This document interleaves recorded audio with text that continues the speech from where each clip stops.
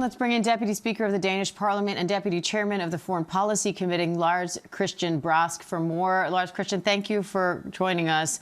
President Trump has repeatedly argued Denmark can't protect Greenland from Russia or China. What's your response to that?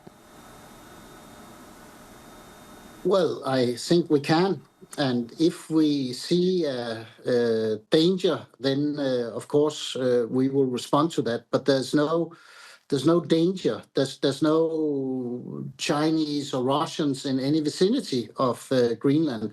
So if that was the case, we could. And the U.S. has also had its chance to be part of that. America used to have 17 bases in Greenland, 10,000 soldiers. Now there's one base with a few hundred people. And we have asked over the years, do we need to maintain the infrastructure around the bases? Do we need to facilitate anything so that you can be present? And the answer has been no, there's no need. We don't need the bases right now. What are you hearing from your colleagues in Parliament and from ordinary Danes about Trump's threats? Well, people are scared, people are angry, and in particular the people that live in Greenland. It's their home, and, you know, they don't expect a friend to behave in this way, an ally that we have helped in 2 wars in Afghanistan and in Iraq. And we lost more soldiers per population than any country in those 2 wars. And there was actually Greenlandic soldiers present in the Danish forces as well. Does Denmark have any plans to respond to Trump's threat of 10% tariffs set to go into effect February 1st? Our response will be via the European Union. That's the way it works. So the response will be via the European Union.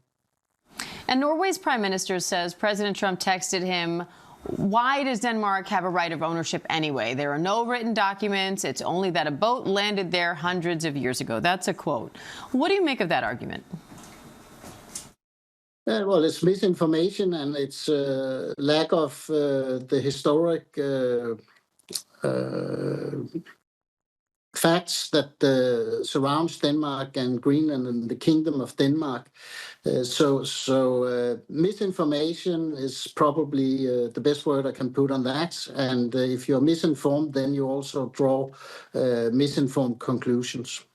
So how will Denmark respond if the U.S. tries to take Greenland by force?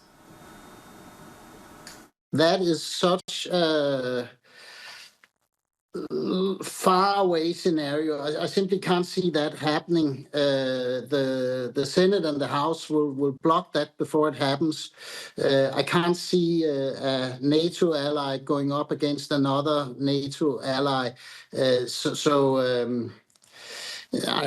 I can't answer that because I can't think of that happening. All right, Deputy Speaker of the Danish Parliament, Lars-Christian Brask, we appreciate your time today, sir. Thank you. Thank you.